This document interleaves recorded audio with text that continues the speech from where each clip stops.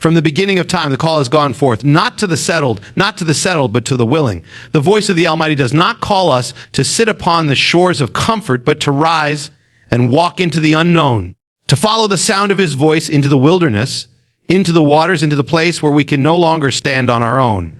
That call was given to Abraham when he heard the voice saying, "Leave your country, your people, and your father's household, and go to the land I will show you." He did not see the land. He did not know its location. He did not understand the road ahead, but he obeyed. He took the step. He took the leap.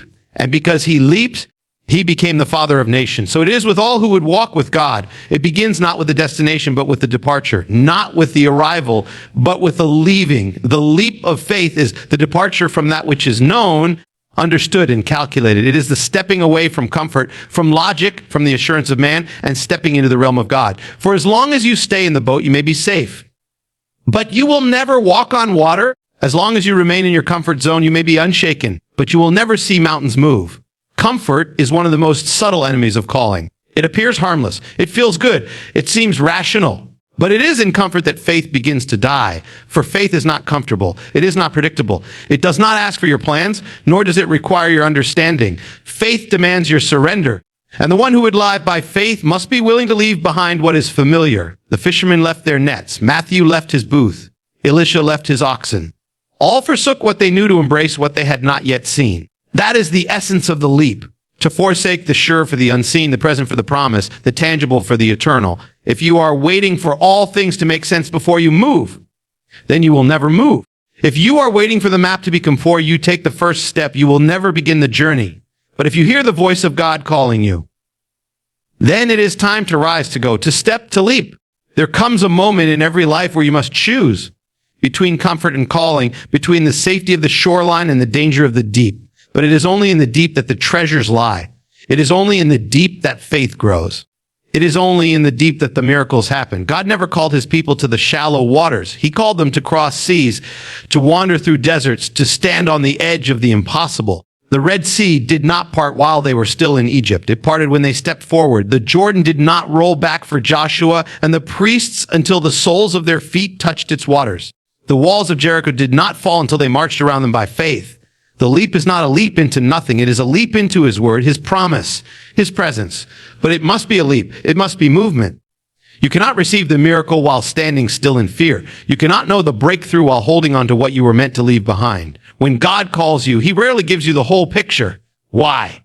Because if he did, it would not require faith. And without faith, it is impossible to please him. So he gives you the first step, just one, and waits. He waits for you to trust. He waits for you to obey. He waits for you to believe.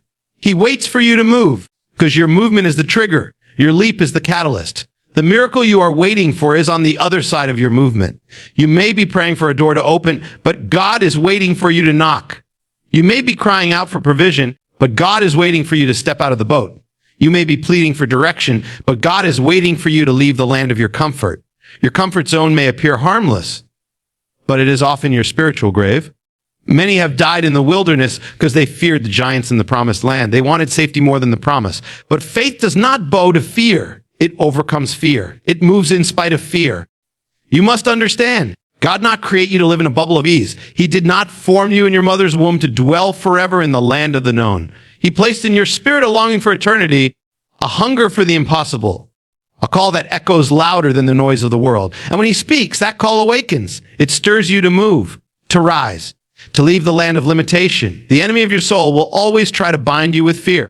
He will whisper that it's too dangerous, too risky, too unknown. But the truth is, the safest place in the world is not the boat, but the water where Jesus stands. It is not the city of refuge, but the fire where the fourth man walks. It is not the absence of battle, but the field where the Lord of hosts leads the charge.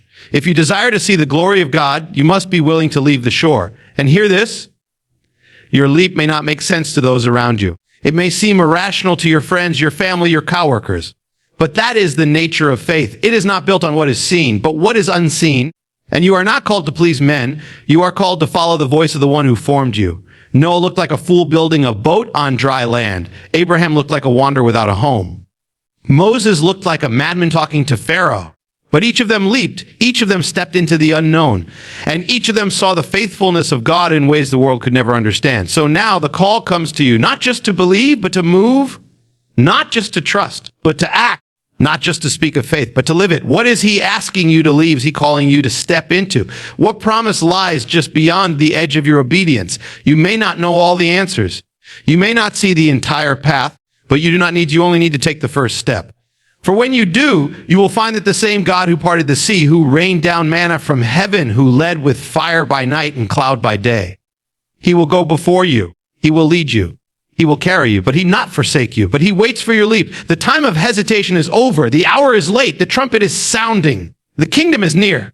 Take your leap of faith and do not look back. There is a pattern written in the scrolls of Scripture, a principle hidden in plain sight, a mystery that reveals the nature of how God works in the lives of his people. It is the mystery of motion before miracle, of obedience before breakthrough, of stepping before seeing. The pattern has been repeated from generation to generation, from covenant to covenant. The waters do not part first. The heavens do not thunder first. The doors do not open first. No, first comes the step. First comes the faith. First comes the leap. It is when the sole of the foot touches the river that the river parts. When the priests of Israel approached the Jordan, the promise of God was already spoken. The river would divide, the people would cross, and the land would be possessed. But the waters remained closed, unbroken, unmoved. It was not until the feet of the priests touched the edge of the water that the miracle was unleashed. It is not the water that responds first. It is the faithful who must respond. And in that response, in that movement, the supernatural is released. Many wait for the waters to move. They wait for signs, for wonders, for confirmation. But God does not honor hesitation. He honors obedience. He does not move for the one who waits in fear, but for the one who moves in faith. The river is not parted by observation. It is parted by participation. You cannot know the fullness of God's power by watching from the banks. You must step in. You must enter the place of risk, the place of impossibility. Only then will you see the Jordan roll back. The leap of faith is not a concept. It is not a sermon. It is not a metaphor. It is an act, a movement, a decision made in the unseen that alters what is seen. Heaven responds to action born of faith. The priests carried the ark, the presence of God, on their shoulders. But even that divine presence did not part the waters until it was carried into the waters. And so it is in your life.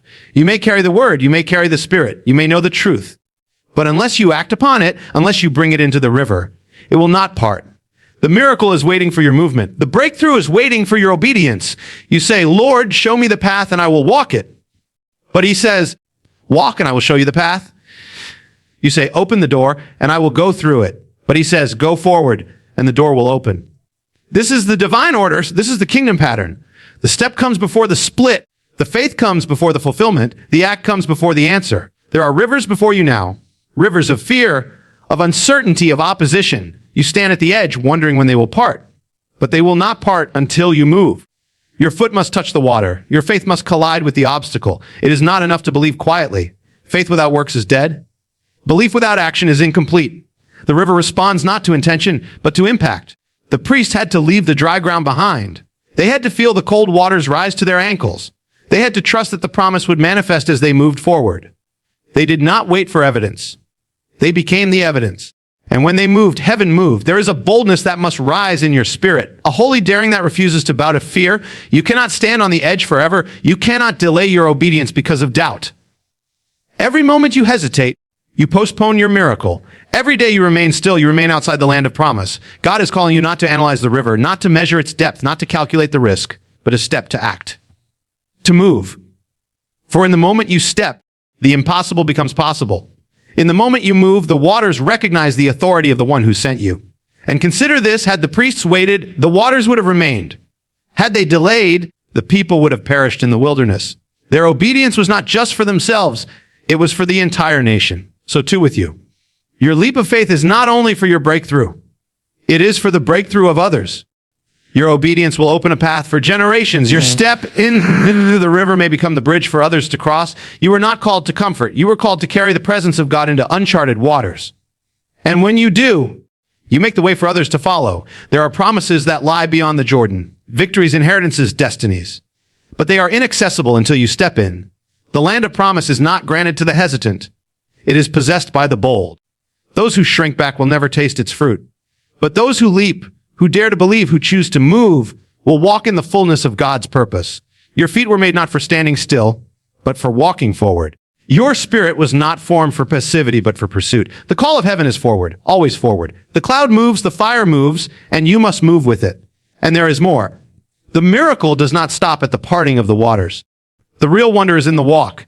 The riverbed, once impossible to cross, becomes dry ground. What once was a barrier becomes a highway. What once threatened to drown you becomes the very path to your destiny. But none of it happens until the foot touches the water. There are things you are praying for, crying out for, fasting for. But they will not come until you move. The promise is waiting, but it waits on the other side of obedience. And remember this. The river did not part instantly. It began to recede from a great distance away upstream. God was working before the priests even saw the result. So too with you. Your obedience may not yield visible results immediately, but heaven is already moving. The waters are already rolling back. The miracle may be upstream, but it is coming. Do not turn back when you see no change. The change has begun. It begins the moment your foot touches the water. Your leap releases the supernatural. Your step commands the sea to flee. The river must obey the voice of God, but it moves at the command of your obedience. So rise now. Let the fear fall away. Let the doubts be silenced. The one who called you is faithful. The one who formed you is with you. You carry his presence. You walk with his authority. And the waters cannot stand against him. Step into the river. Touch the edge. Take the leap. And watch what he will do. For the Jordan still parts. The waters still roll back. And the God of the leap still makes a way where there is no way. The leap of faith is not just about movement, not just about stepping into the unknown, and not only about seeing the miracle unfold.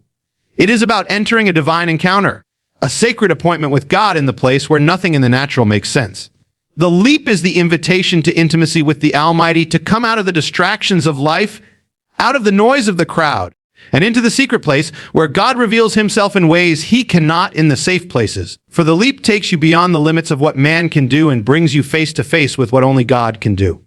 When you leap, you are no longer depending on yourself, your knowledge, your strength, or your plan.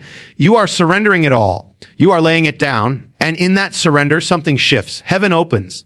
The veil is pulled back, and you step into divine revelation. So many live their entire lives on the shore, praying, hoping, dreaming, but never leaping. They talk about faith, they read about faith, but they never truly walk in it. Because true faith costs something. It costs your security. It costs your plans. It costs your control. But what you gain is infinitely greater. When Abraham took his leap, he gained a promise that would birth nations.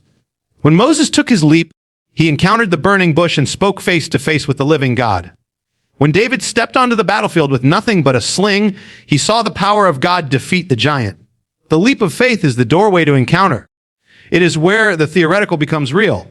It is where you stop hearing about God and start knowing him.